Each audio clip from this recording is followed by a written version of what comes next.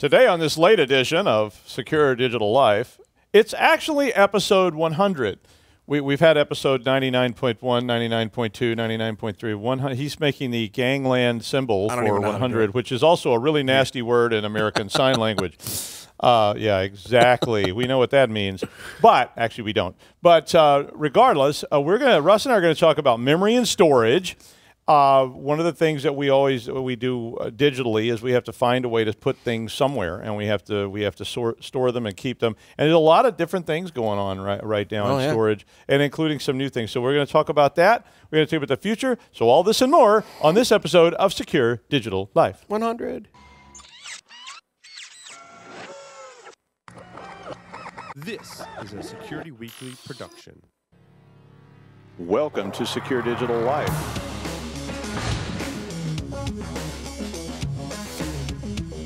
If your users are going to keep putting risky stuff on your machine, you're screwed. So Top can help us understand the complexity of blockchain. I was reading through the show notes, man. And oof. In binary, it would be 001. Who cares? But it's probably not significant anyway. Be like you're looking out through the HAL dot, like, oh, hey, Dave. It's like Sim, but with, It would be like Sim. Instead of AI, it's only.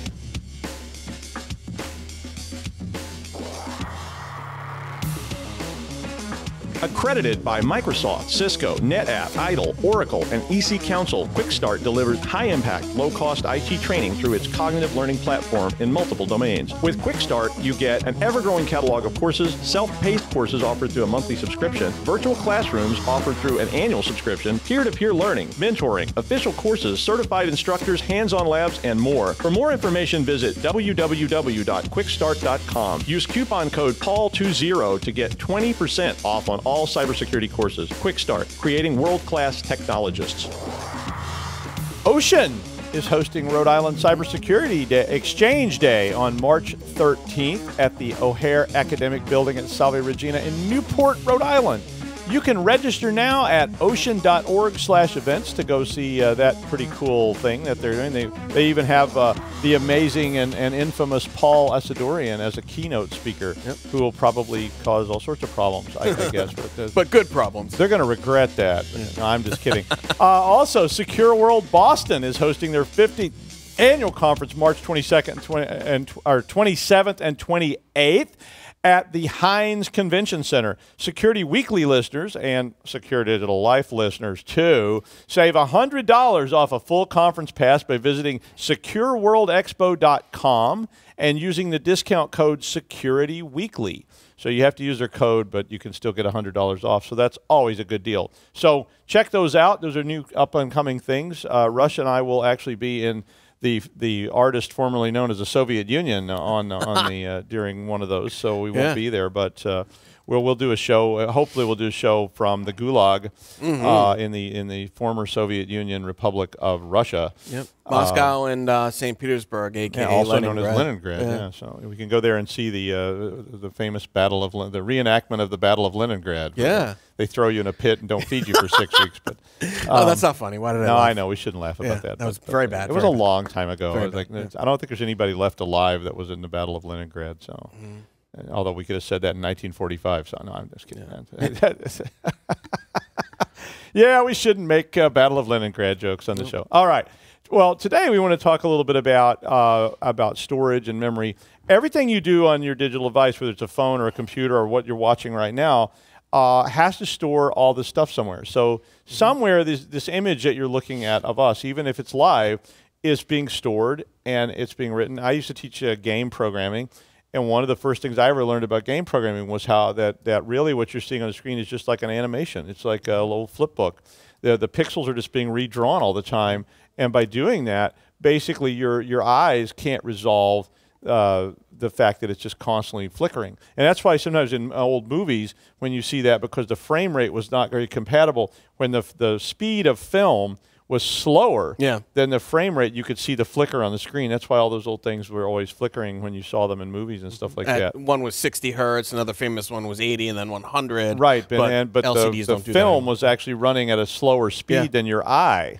Yep. So your eye ran at a faster speed than that. The film's running like 30 frames, 32 29.97 and then 30.2. And the problem was your eye works a lot faster than that, so you don't resolve that flicker, but the film was slowing it down, so it was like a slow-mo of the screen. And that's called the refresh rate, or the refresh of the screen. So when you write games and things, you're always drawing on one screen and putting stuff up. But all that has to be somewhere.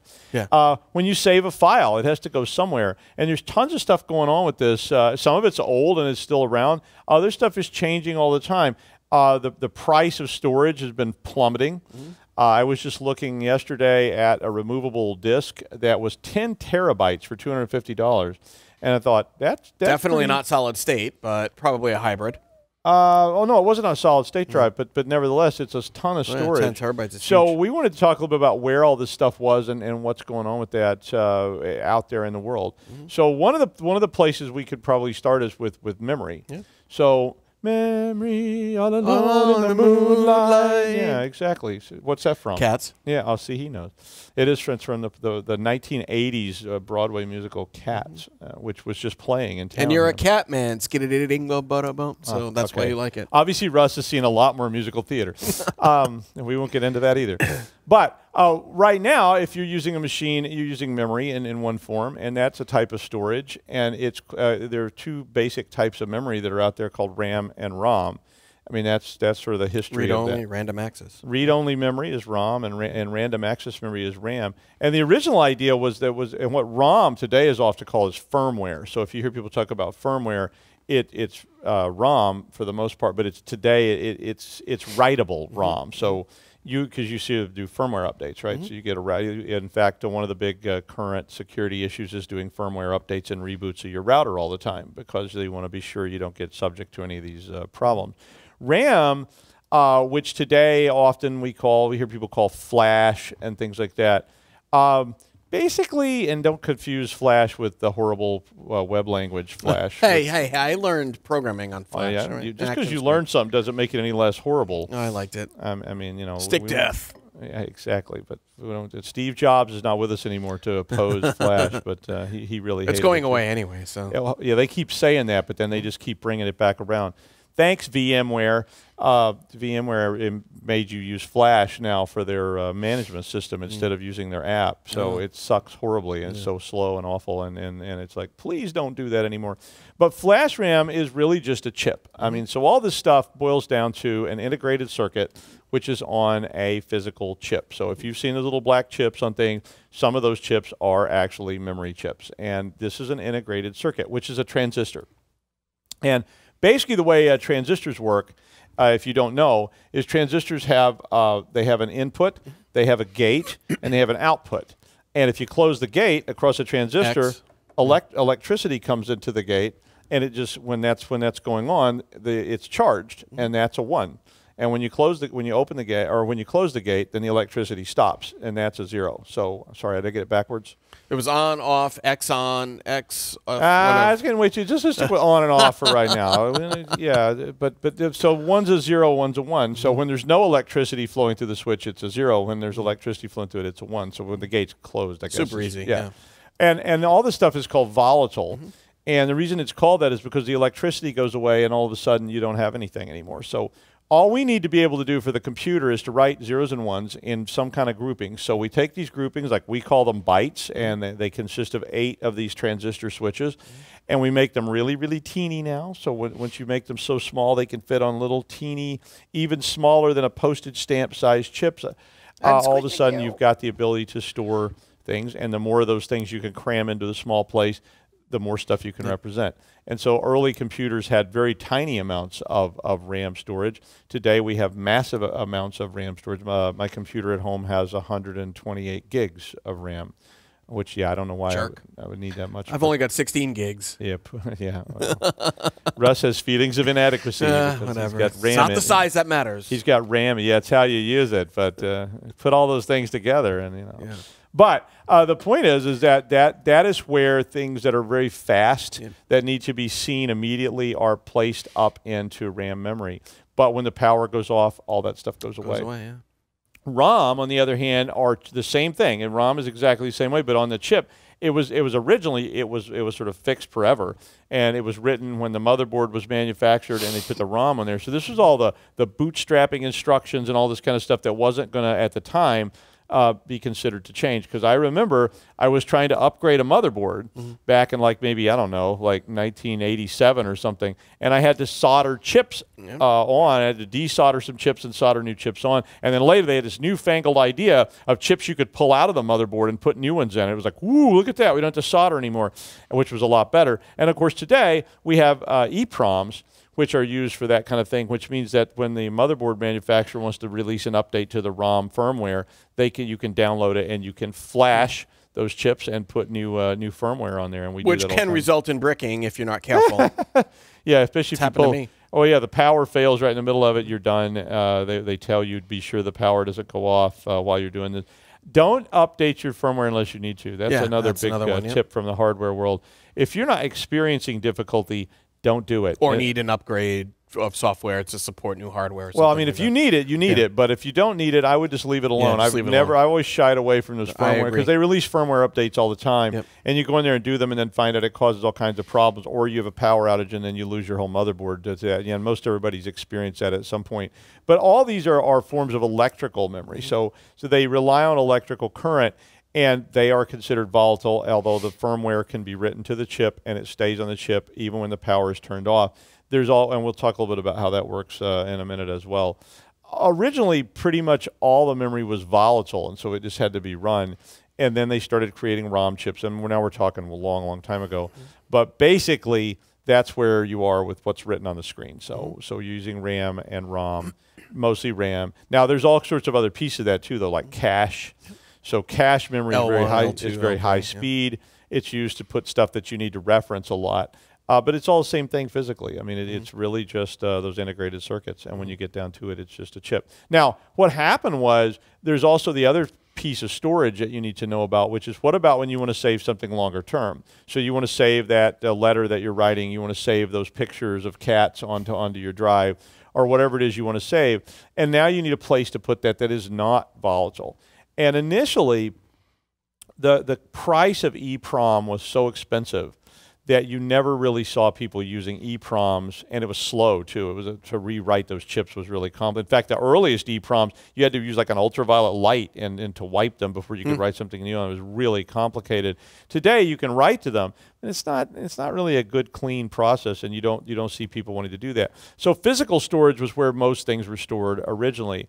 And in the earliest days of computing, the physical storage actually was analog manifestations like punched cards. So you may have seen people referring to like what they call IBM cards or IBM punch cards. People stored data on those things. We used to have huge data stacks. We had programs, we had data stacks, and all this stuff was read in. So you ran it in, and it loaded into RAM, and it sat there, and then it was used from that point forward. And then when you were done with it, you had to print new cards. You had to do some kind of output for it. But today, mostly that kind of storage is transformed into magnetic. Starting in, I don't know when it's the 60s even, they started using magnetic tape. And so magnetic tape was a horrible, slow, clunky medium, but it was widely used. If you ever watched old movies, old TV shows, you've seen them with the tape reel spinning back and forth. And very, very common kind of storage that was used a lot. As that evolved, it evolved into floppy disks. And floppy disks, of course, were magnetic film in some kind of case. There were two main types that people used in the end user market, which was 5 1/4 inch floppies, which are those big square ones that were actually kind of floppy. And then there were these little hard-sided ones called 3 1/2 inch discs. A 3 1/2 inch disc could hold 1.44 megabytes of data, so almost nothing for today. But at the time, it was like, ooh, look at 1.44 1 minute of music. Yeah, I mean, people were like freaked out by how much they could store on one of these little 3 1/2 inch discs. But today, of course, all that stuff is dead and gone. In fact, I was hauling old floppy disks out of my dad's house in like trash bags and taking them to the dump because we didn't know what to do with them.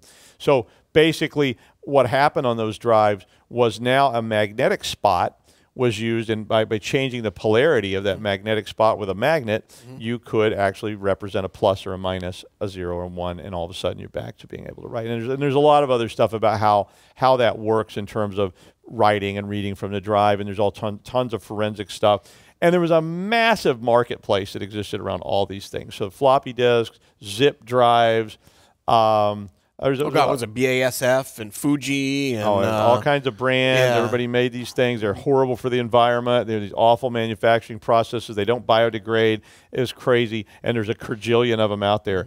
Can you buy them today? Yeah, you can. I mean, you can still find them, but it's really hard to actually find. They're really hard to get working ones at this point. I bought some a couple of years ago, and a lot of them were bad just from the factory. I had an architecture student email me the other day. He's like, "Hey, Russ, can I still buy a floppy drive?" I'm like, "What do you want a floppy drive for? You're working with 40 meg files, right? You'll need 45 of them just for Probably had something you want to load." And he said, "Oh, I have an old AutoCAD drawing from somebody from 1980 something or other." And I'm like, I don't even think that'll open even if we could get it. So I would guess I bought him a USB floppy drive. No, you can still buy all that stuff, but good luck reading the drives. Yeah, I said they do. I'm done. The magnetic stuff dereses after a while if it's not been read in a long time. They used to call that refreshing, and if they haven't been read in a long time, they tend to be bad. I had someone ask me very recently if I had a zip disk, like an iOmega brand zip disk, because they had some and they wanted to read some stuff off of them. Those were so hot dense that they often had writing problems. Even when they were fresh, they had reading. But I actually had thrown mine away. I just didn't even keep them anymore. And those damn discs were $80 a piece at the beginning. Oh yeah, they were, and there were big ones and small ones. And there was all kinds of other stuff too.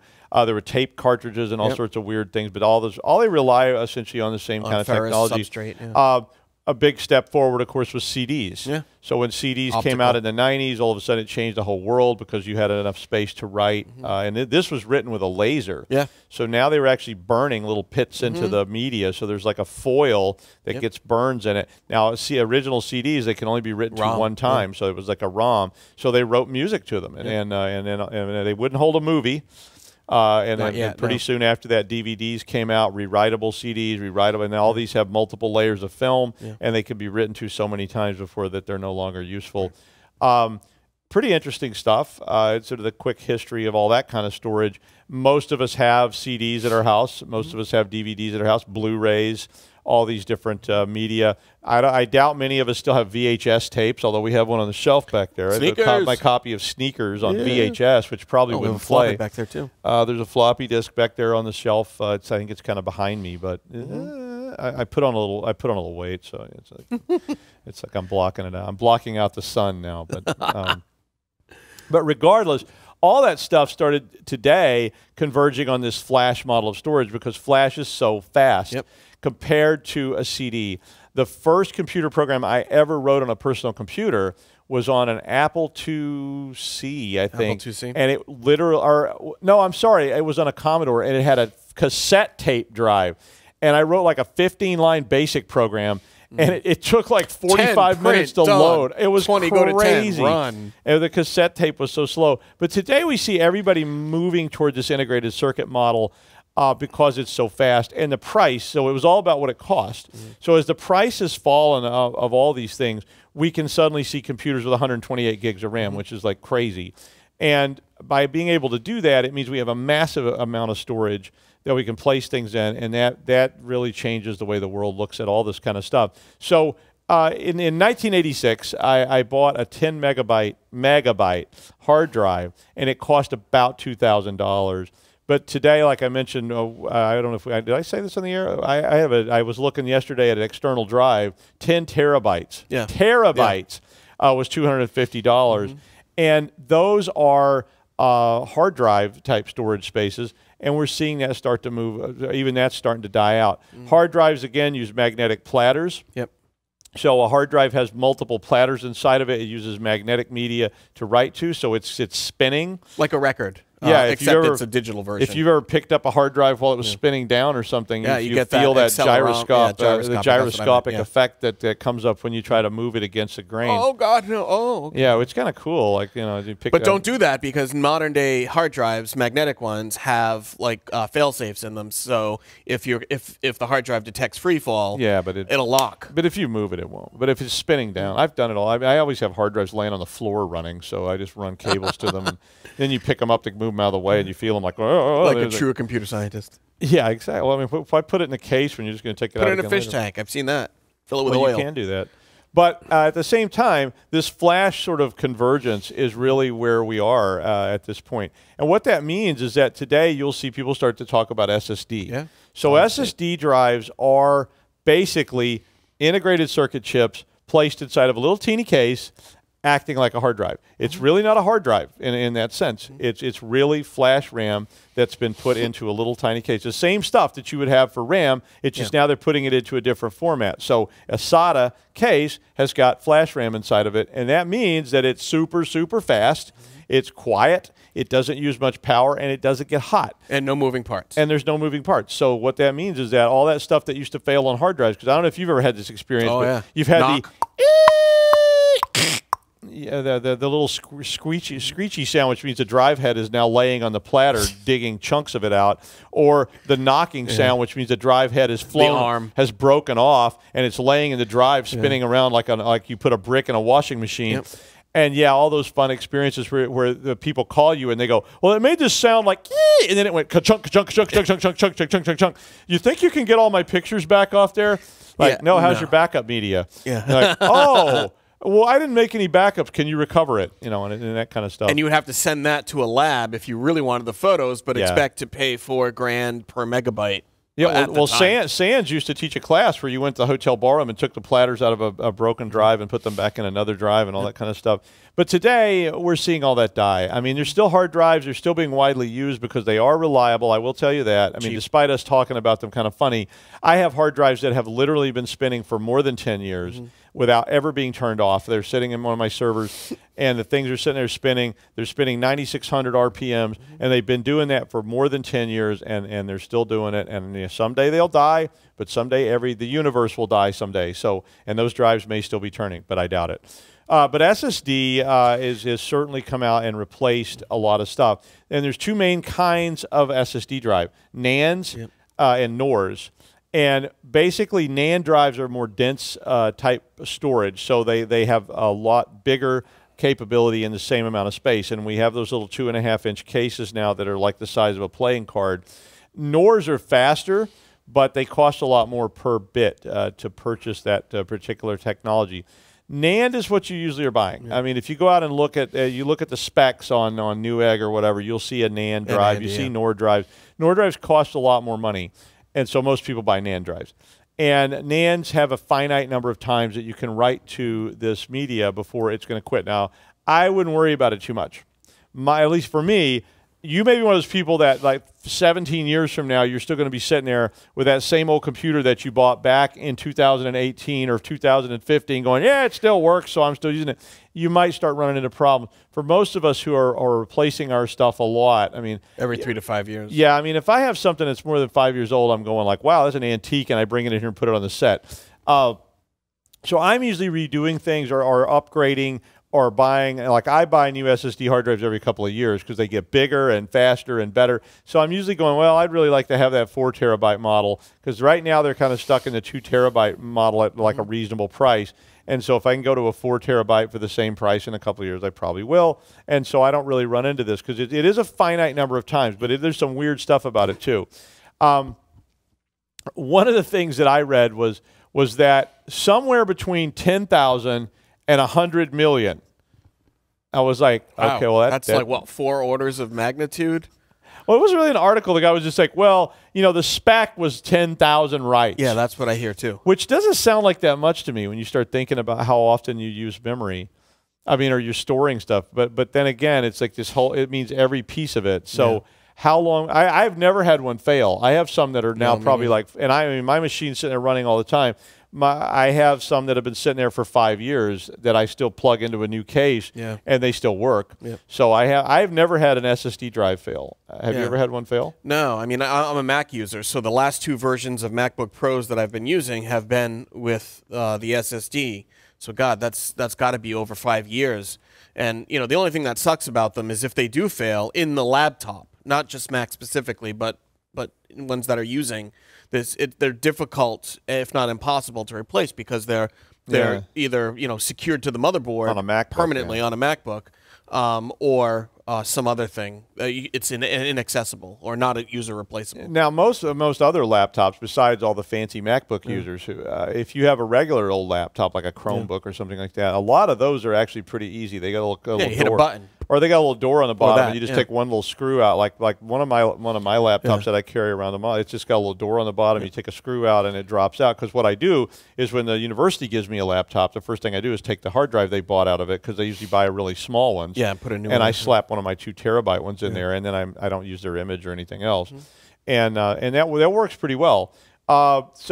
But I've never had one fail. I mean, they're very resistant to damage. Yeah. So like the dropping damage that you got from these analog box hard drives, I don't have that anymore. and all that, you don't really have that kind of problem.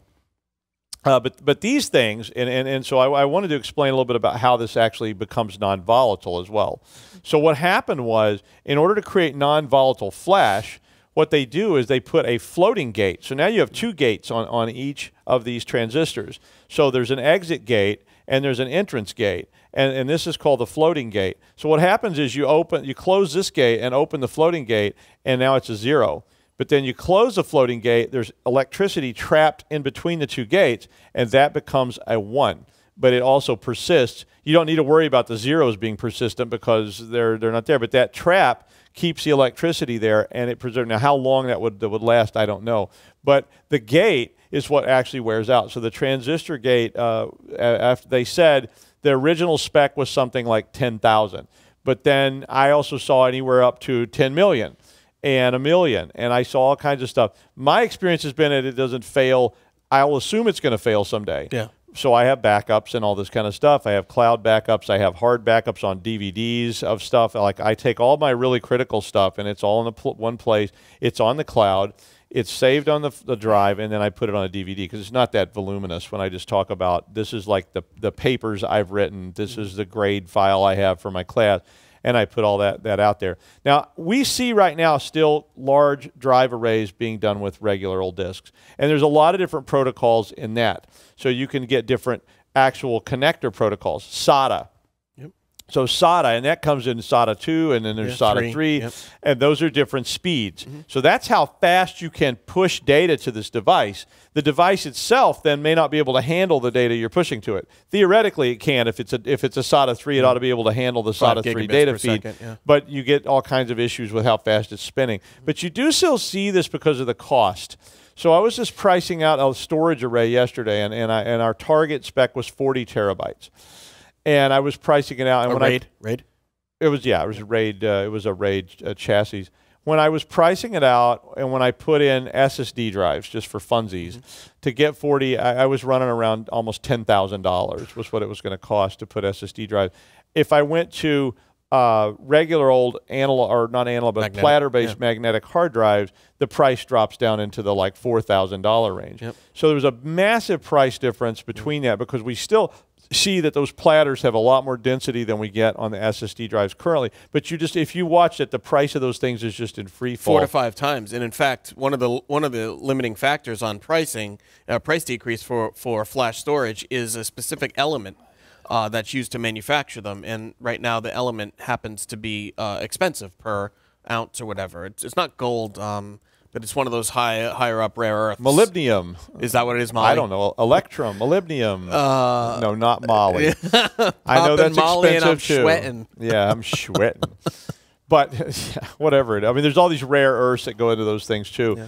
But I mean, at the end of the day, basically flash RAM is sort of where things are moving towards in terms of everything. And partially it's because of this. Yeah. You don't want a phone that's like this big, but you do want a phone you can save things on. So if you want to put video, like I download videos on my phone all the time to watch on airplanes. I want enough space to put that. But I don't want this phone to weigh 17 pounds and I have to carry like a truck battery in my backpack. Which they won't let you on the airplane anyway because of what happened with the Samsung stuff. You give them enough money, they'll let you on the airplane with a truck battery. I mean, it's just like, you just got to know how to ask nicely. Like, this is not a truck battery. It's a lunchbox. Just don't touch those 2 pieces. The last piece, yeah. And these jumper cables, I swear, I won't ever use them to torture won't shut people. Your engines down. Yeah, exactly. So what does the future of this stuff hold? Well, one of the options that's come out right now are helium-filled drives. Yeah. And these are actually platter-based drives, but they allow for super fast speeds, and they're super dense data using helium in the drive case. But helium is extremely expensive.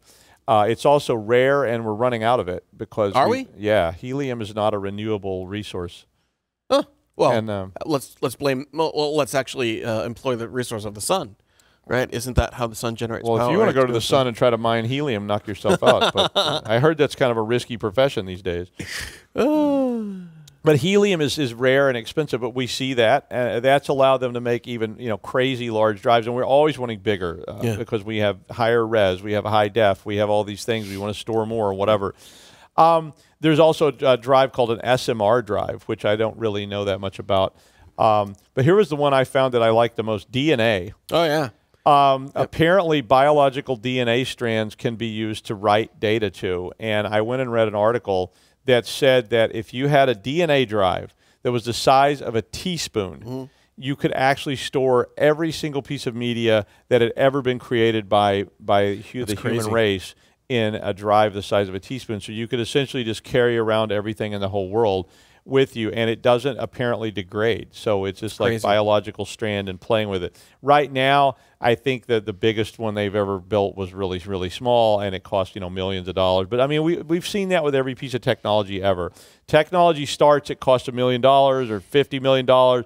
Over time, the price starts to fall, or the technology implodes, and they find out it really won't do that. How do you think the right to lifers are going to feel about that? I mean, you don't even want to get into it. It's like, yeah, my phone uses DNA, and they're like, it's a human being! It's a human being! Yeah, okay, so then my phone will have to be preserved until it's born, in which case we ignore it completely. We shouldn't go off down that road. And IBM is also working on holographic storage. The holographic storage at IBM is certainly one of the things. This is using light, and it's a way... And a crystal substructure. It's using a crystal substructure. I don't know that any of those technologies are going to survive when we see quantum. Yeah. So quantum storage is certainly coming out, and we had a show we were talking about quantum computing and qubits. And if we start talking about qubits, just the fact that we can expand the number of states that each one of these transistors can represent suddenly becomes a much, much different model. Yep. And all of a sudden we can store massive amounts of data in the same amount of space that we have right now. Again, that's not here yet. That's why we're talking about it in terms of the future. But all those drives, and if you want to invest in those technologies, there's companies you can invest in those things. If you get lucky and you buy the one that becomes the next big thing, then you too can be a billionaire and live on your yacht. Like Facebook tells me. But another thing about quantum, though, is quantum entanglement, which we talked about before. Spooky action at a distance. Spooky action at a distance. And what that means is that it's like basically RAID 1. Only you don't have to have a connector. So you take two quantum drives and they stay in sync with each other no matter what. Now think about hacking, though, like those new hacking principles. If you could change or affect a spooky action at a distance, and change the quantumly locked state of two particular atoms or electrons, that would be awesome, right? You could do it wirelessly. You could do it across the galaxy. Planck space. What is it? No, it's Planck space. Planck. Yeah. The Planck space-time foam continuum is a very important thing. And in fact, one of my old handles was Foamy. Foamy the squirrel? Yeah. No, it was Foamy the space-time continuum. Well, but all that stuff means that if you can find a way to write zeros and ones in smaller spaces, then the same amount of space becomes more powerful, and you get rich. So if you can invent that thing, however it works, and it uses less power, and it uses less space, and you put all those things together, you end up with a massive amount of storage. But right now, we've seen a kind of convergence just toward RAM. So basically, RAM memory, whether it's in the form of flash that can be non-volatile, or it's just in regular old RAM memory, both those things work on the same basic principles, and all of a sudden, you're in a pretty good space. And that's how all that stuff works. Cool. So storage is there. It's something that's very important to all of us. It doesn't get a lot of attention because it's not all sexified, but it should be, because it's a very important thing. It will when it becomes quantum. Yeah. Quantum, maybe. Next week we have a recorded show because I'm going to be somewhere else, and then the week after that we'll be in sunny Russia, where we will try our best to make a show for you from there. But it depends on if we get tossed in the gulag or not. Yeah. And, from the gulag. Live from gulag. We just have to be careful what's in the background, because like when you sit down to do a show and you realize, oh, that was a military base in the background, and then next thing you know, it's like, hello, please rescue us. Yes, you'll get to see that video of the hostage video with us holding up a newspaper. Anyway, thanks for joining us on Secure Digital Life. Das Vidanya, and we'll see you when we get back. So have fun. Bye.